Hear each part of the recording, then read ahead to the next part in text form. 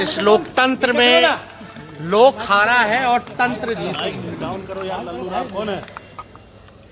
आप कह सकते हैं कि लोक की हार हुई है और तंत्र की चुनाव में जीत हुई। जनतंत्र को इन लोगों ने धनतंत्र और मशीन तंत्र बना दिया है। हम लोग सब लोग जानते हैं कि क्या षड्यंत्र रचा गया, छल कपट से ये लोग चुनाव जीते। लेकिन नई सरकार कैसे बनी है ये पूरा देश और बिहार की जनता जानती है। लेकिन फिर भी हम लोग जो मौजूदा जो सरकार है, क्योंकि हम लोग सकारात्मक राजनीति करते हैं, तो 100 दिन तक इस सरकार के निर्णय और नीति पे हम कुछ नहीं बोलेंगे। और देखते हैं कि 100 दिन बाद कब हमारी माताओं बहनों को 2-2 लाख रुपया मिलता है,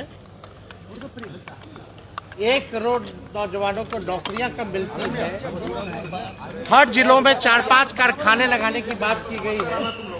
लगते हैं कि नहीं लगते हैं, 100 दिन तक हम कुछ नहीं बोलेंगे। और ये सरकार की जिम्मेदारी है कि जो घोषणा पत्र इन लोगों ने जो जारी किया, उस घोषणा पत्र को जमीन पर अमल करने का काम। बहुत शुक्रिया। बोले 100 दिन तक हम नहीं कुछ बोलेंगे। आप सब लोगों को सबसे पहले नव वर्ष की शुभकामनाएं हम लोग देते हैं। लोगों नीचे करो। और आप सब लोग जान रहे हैं कि पिछले साल जो है चुनाव जो है संपन्न हुआ है। और पिछले चुनाव में इस लोकतंत्र में लोक हारा है और तंत्र जीता है।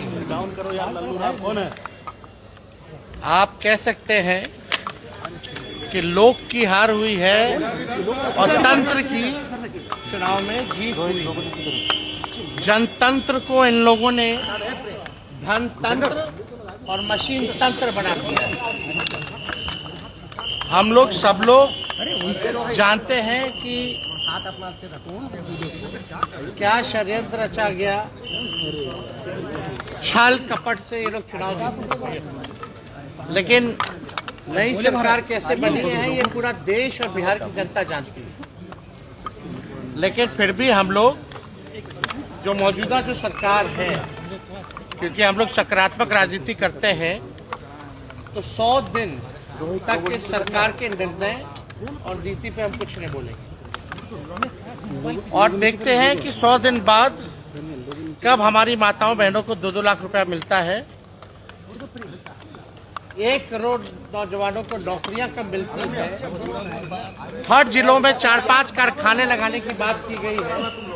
लगते हैं कि नहीं लगते हैं, 100 दिन तक हम कुछ नहीं बोलेंगे।